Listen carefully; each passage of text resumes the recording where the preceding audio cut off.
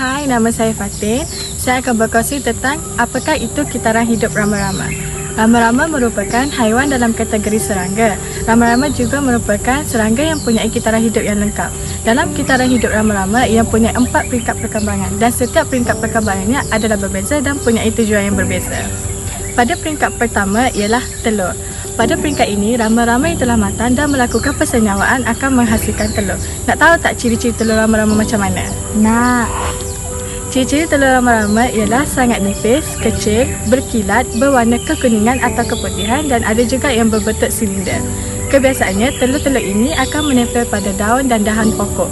Telur-telur ini akan matang di antara 5 hingga 10 hari dan peringkat ini juga dipanggil sebagai peringkat perkembangan. Okey, pada peringkat kedua pula ialah larva. Pada tahap ini, telur yang menempel tadi akan matang dan pecah. Hasilnya lah ulat beluncas.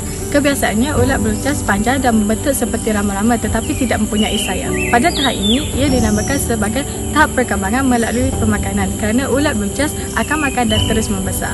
Makanan ulat beluncas ialah daun dan ulat beluncas akan makan dengan kadar yang banyak selama 2 hingga 3 minggu. Kemudian, ulat beluncas akan mula ditumbuhi bulu-bulu.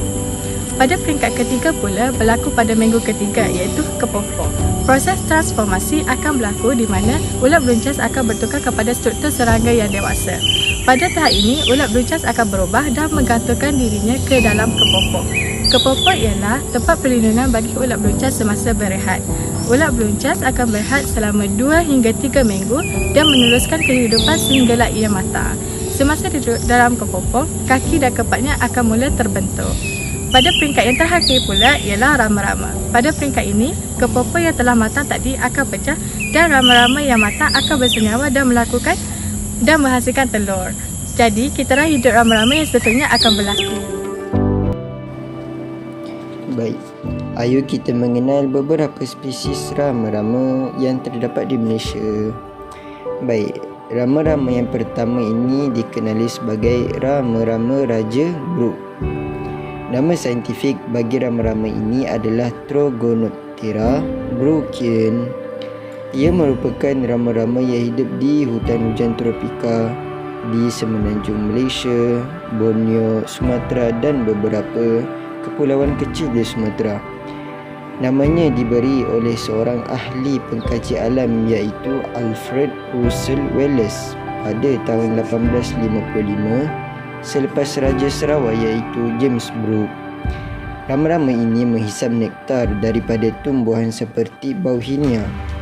Ia merupakan spesies yang terlindung di bawah Appendix 2 di CITES.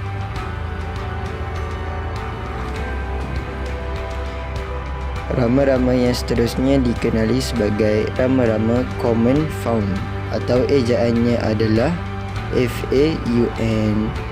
Nama saintifik bagi rama-rama ini adalah Faunis caninus. Rama-rama ini hidup di selatan ke timur selatan Asia. Nama saintifiknya diberikan oleh Jacob Hubner pada tahun 1826. Makanan bagi larva rama-rama ini adalah pisang dan habitatnya adalah berada di hutan.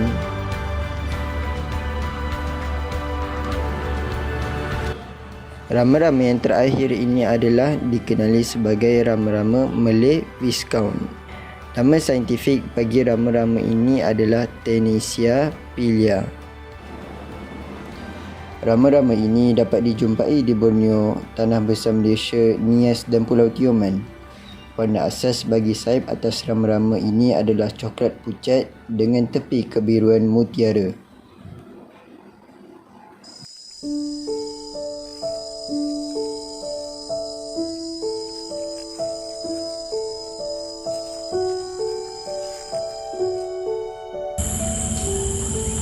Hai, nama saya Jenny. Seterusnya, saya akan berkongsikan kepada anda tentang perbezaan di antara rama-rama dan kupu-kupu. Yang pertama, kita dapat lihat melalui warna sayap di antara rama-rama dan kupu-kupu. Bagi kupu-kupu, ia mempunyai warna yang lebih pudar seperti warna kelabu dan kurang menarik. Bagi sayap rama-rama, ia mempunyai warna yang lebih cantik dan menarik. Yang kedua, kita dapat lihat melalui sesungut bagi rama-rama dan kupu-kupu. Bagi kupu-kupu pula, sesungutnya lebih berbulu. Bagi rama-rama yang mempunyai sesungut yang berbentuk filamen dan langsing. Yang ketiga, kita dapat lihat melalui masa keluar bagi rama-rama dan kupu-kupu. Masa keluar bagi kupu-kupu keluar pada waktu malam, yang dipanggil sebagai nocturnal ataupun flying at night.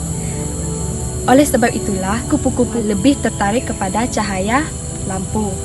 Rama-rama pula, ia keluar pada waktu siang ataupun yang dipanggil sebagai diurnal, yaitu active during the day.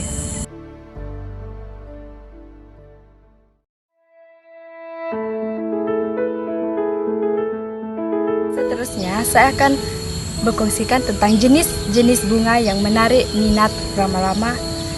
Yang pertama ialah bunga selimut ataupun gaillardia. Bunga yang kedua ialah bunga rumpai rama-rama, yaitu Asclepias tuberosa. Yang ketiga ialah bunga goldenrod, yaitu Solidago canadensis. Yang keempat ialah bunga balm ataupun monarda. Yang kelima ialah bunga susan bermata hitam ataupun Rudbeckia fulgida.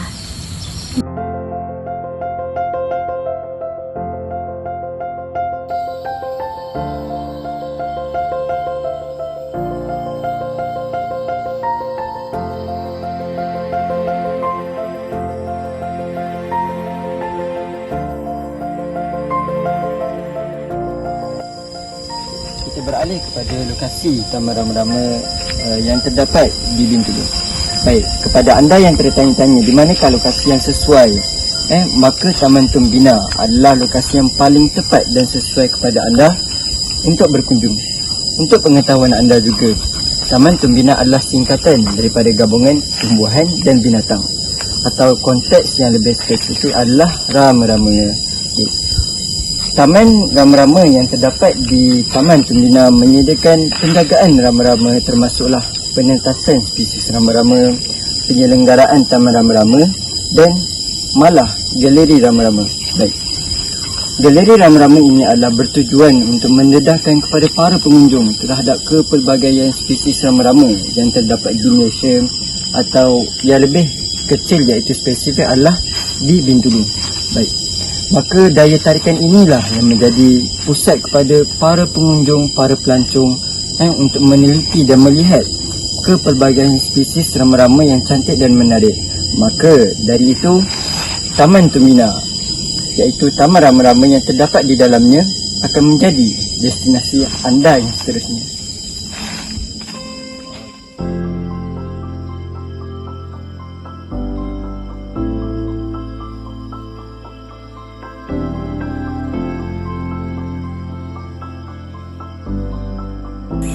Hai, saya Syuriani. Saya akan berkongsi tentang apa yang rama-rama makan dan saiz rama-rama yang paling besar dengan yang paling kecil. Okey, untuk apa yang rama-rama makan, selalunya yang rama-rama matang, diorang akan minum nektar menggunakan lidah diorang yang digunakan sebagai straw. Diorang akan minum nektar dari bunga-bunga yang liar yang ada dekat sekitar sinilah. Lepas tu selalunya diorang akan pergi ke bunga-bunga seperti marigold, lavender dengan marshmallow. Diorang tak just makan nektar dari bunga, diorang also akan pergi ke bangkai haiwan yang membusuk. Okey, selepas tu saya akan kongsi saiz rama-rama yang paling besar dengan yang paling kecil. Saiz rama-rama yang paling besar dekat dunia ni ada di Papua Nugini, iaitu Queen Alexandra's birdwing. Saiz wingspan diorang boleh mencecah sampai 30 cm. Manakala saiz rama-rama yang paling kecil pula ialah Western pygmy blue butterfly. Diorang punya wingspan hanyalah mencecah 1.3 cm sahaja.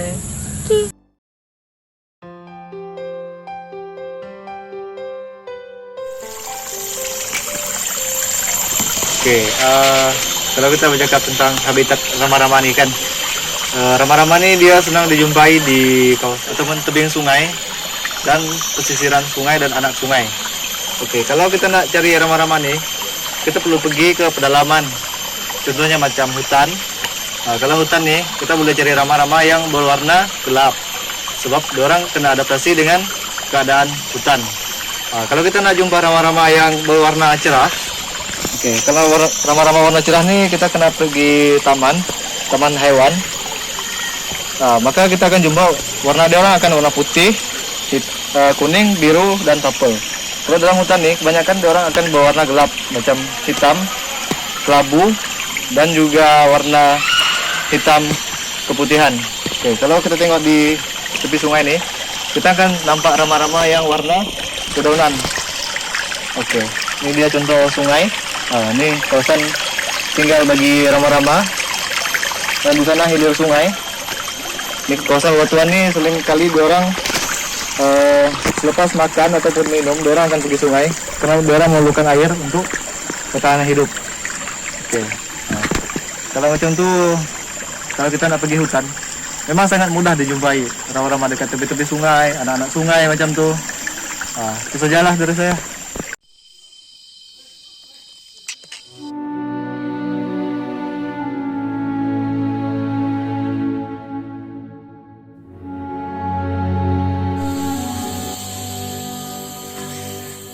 Adakah Anda perasan bahwa populasi rama-rama di seluruh Malaysia serta di luar negara semakin berkurang? Hal ini berlaku karena bukaan tanah untuk pembangunan yang baru.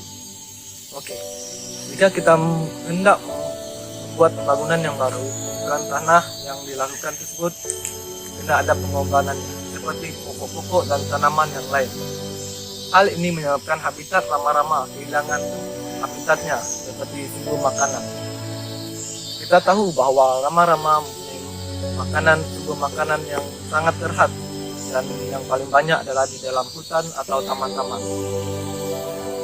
Seterusnya, perubahan suhu juga merupakan salah satu punca dari rama-rama. Kita perasan bahwa suhu di Malaysia semakin tidak stabil.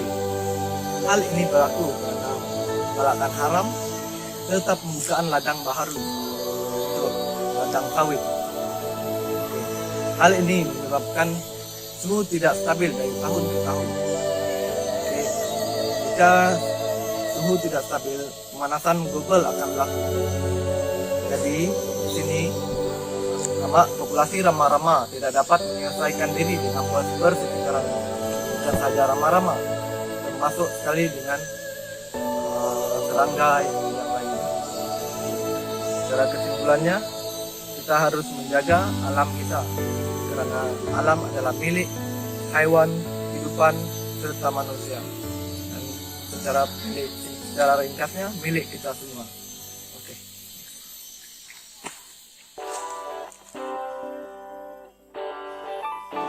Kesimpulannya, rama-rama merupakan salah satu hidupan liar yang mempunyai pelbagai daya tarikan, di mana daya tarikan tersebutlah yang akan menyumbang kepada keunikan terhadap kepelbagaian flora dan fauna yang berada di seluruh negara, sama ada di dalam hutan, bandar, dan di mana-mana sahaja.